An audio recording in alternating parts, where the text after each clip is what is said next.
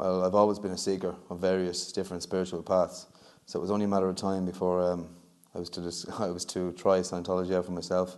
And in fact, it was the controversy surrounding it that drew my interest in the first place.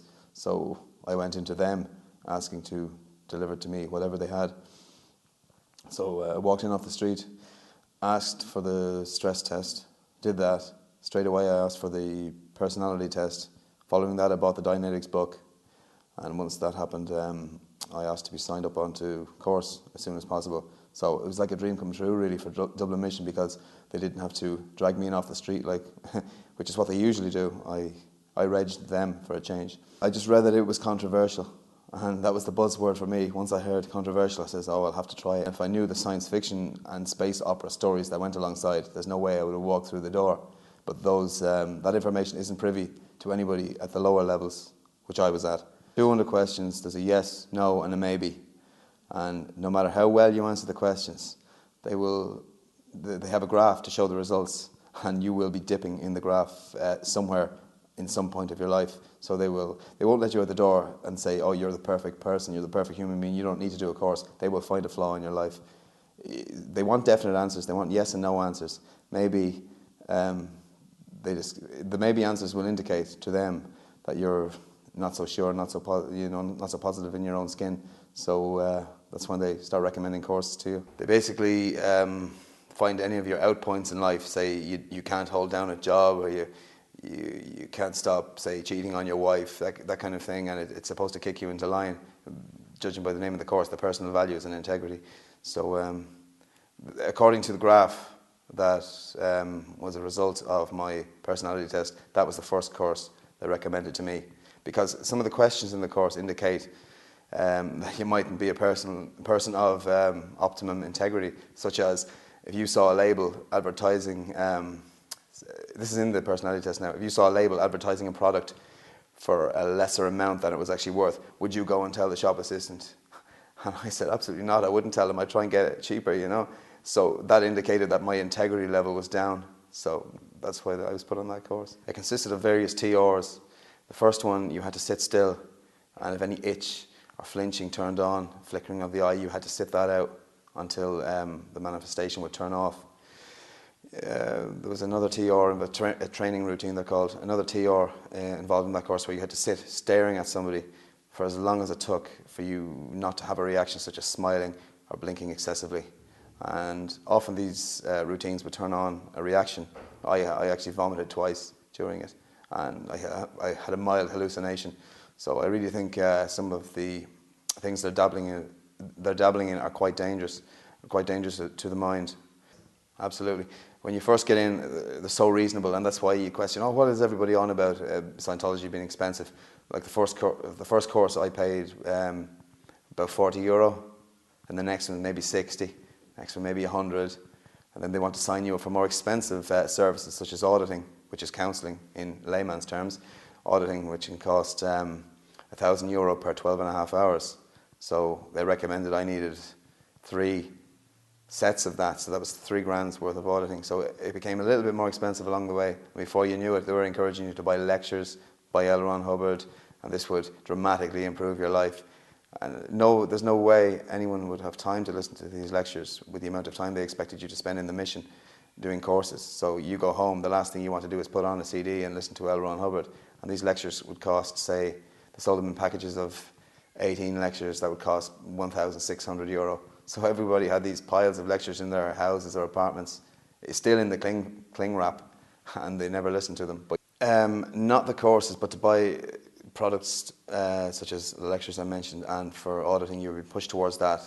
The courses would have been pushed upon me, except for the fact that I requested to do them. Like, I was very, very driven when I first joined, so I was asking them to be signed up on a particular course once I'd finished the previous one. Well, if a person refuses to do it, they'll just talk to them nicely, and they'll love bomb them, and they're totally saccharine sweet with how they treat you. You know, they make you feel so important and so worthy of the courses, and we're doing this to help you, and you deserve it, and is there any way you can do it? Can you borrow money? You know. So eventually they win them over. There's no question. There's no question. They will get you to do the course. So in TRs and objectives, the course consisted of various drills. One was talking to a teddy bear and eventually shouting at the teddy bear to obey a certain command. Also another consisted of talking to an ashtray and working your way up to shouting at the ashtray. It was just to also generate intention in your speech. So that ashtray is meant to represent like a subject or a person you're speaking to. Right, myself and my twin were co-auditing in objective auditing, now not Dianetics, objective auditing in the course room. Now objective auditing is used to bring you into present time. It kind of grounds you. And this drill consisted of me walking my twin, commanding him to walk to opposite sides of the room and touch the walls. And the result is meant to bring the person into present time. So on one of my many trips, to the wall, I say to my twin, walk towards that wall. And then when he walks to the wall, I say, touch that wall. He touches the wall. And I repeat this over and over again, so one wall to the other, until something turns on, until he has a cognition or a realization. I don't know, we went up and down the room about 50 times, maybe more, before something turned on. I could just see a sudden change in his facial expression. It was as if he was having a mental breakdown in front of me. Now, usually these manifestations are supposed to be positive, and it's supposed to be releasing. But this guy, just his whole facial expression dropped in front of me, and he said, I need help, I feel terrible. And at this point, I didn't know what to do, because this is just pure quackery. Like, nobody in there is trained professionally in psychoanalysis, psychology, and definitely not psychiatry. So you're just dabbling in matters of the mind, which is totally dangerous. So upon my objectives twin, having this manifestation, I summoned the course supervisor who came in, and she said, well, she basically said in not so many words that this is something she's never seen before. So she summoned the auditor. The auditor had a word with my twin, came back in to me half an hour later maybe, because I was waiting to see what would happen. And he was told that he would have to go to St. Hill in England to have corrective auditing to undo this occurrence. And this was quoted at about £4,000, about €4,000 to have this corrective auditing done. And but they weren't willing to do it until he came up with the £4,000 first. This guy was in a state. He was completely downtrodden. You should have seen him. And he worked a menial job. He wasn't wealthy. He wasn't affluent in any way whatsoever. And it took him years to get to that point to do that course in the first place. So there's no way he could have gone over to St. Hill and had this corrective auditing done. And I later met up with the man maybe 2 years after we'd finished at that point, and he still hadn't had the auditing done. So he was left in that state. They were willing to leave him in that state. So it was all about money. So they weren't willing to help without a financial transaction put in place first. And this really soured me with Scientology. I'd had it after that. I'd mentally quit after that, but I still kept going in, doing courses, spying on them, feeding information out to Anonymous or out to any anti-Scientology activist. I still remained in good standing with Scientology because I wanted certain information to be fed out. I still went to IAS events. I even tried to do the basic study manual course and a couple of small courses after that, but I couldn't. I wasn't in it at that stage because I'd already mentally checked out, because I knew whatever they were dealing in was wrong and it was all money based. But I continued, like I said, just to spy on them basically and get an outsider's point of view until I was satisfied that I could just walk away and that I wasn't missing anything. In that time I managed to cheat the e-meter because I was put it on it before, probably because they were suspicious of me, and I managed to get floating needles all the way. So it wasn't until they'd opened a newspaper in 2011 and saw that I spoke out against them that they realised I'd left, because I was, like I said, I still remained in good standing with them. Auditing as well, for someone who doesn't know. Right. Well, when my friend had that breakdown, when my objectives twin had that breakdown in the course room, some days had passed before I saw him again, and he just told me he'd been sitting at home, staring at the walls, not sleeping, not eating, because of what turned on in his mind.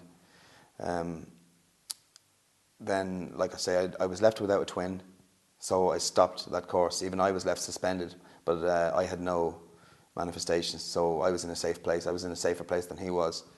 When I met him 2 years after we'd separated on that course, he was a bitter man.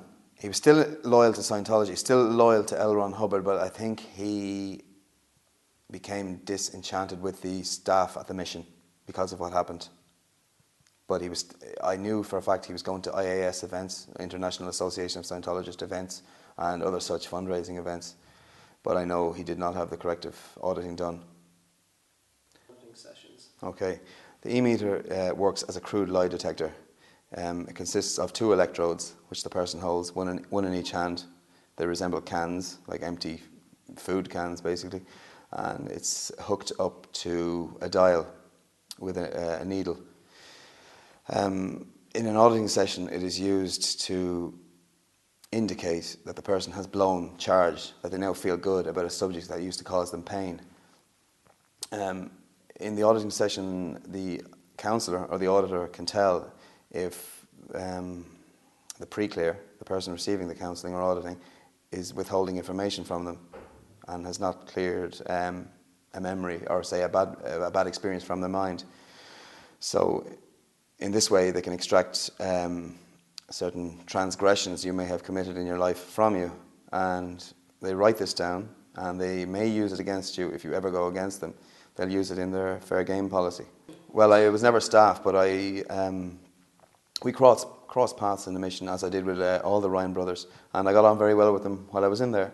But if you're not in there and you don't toe the line with them, none of them are your friends. It's all conditional friendship. So now, when I'm on the outside, I'm going to have a different opinion of the man. And from what I see and hear and experience for myself, the man is a liar, because he refuses the right to reply on various radio stations that I've been on.